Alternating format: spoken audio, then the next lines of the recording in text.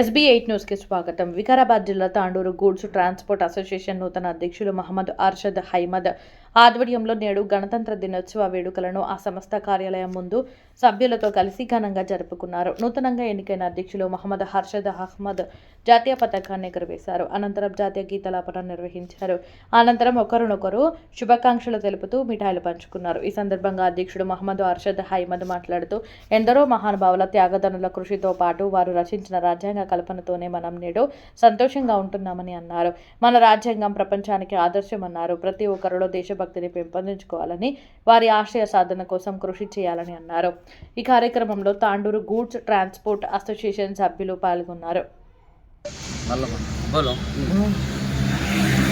అందరికీ నమస్కారం.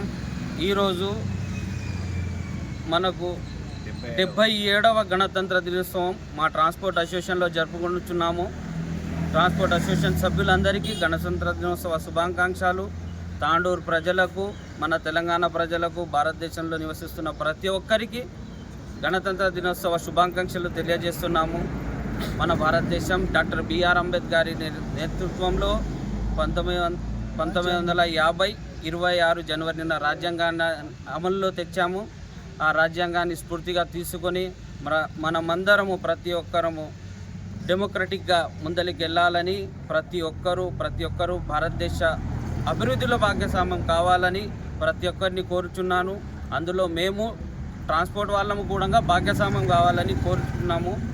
భారతదేశ అభివృద్ధిలో మా అభివృద్ధిలో భారతదేశ ప్రజల యొక్క భాగస్వామ్యం ఉండాలని కోరుచున్నాను.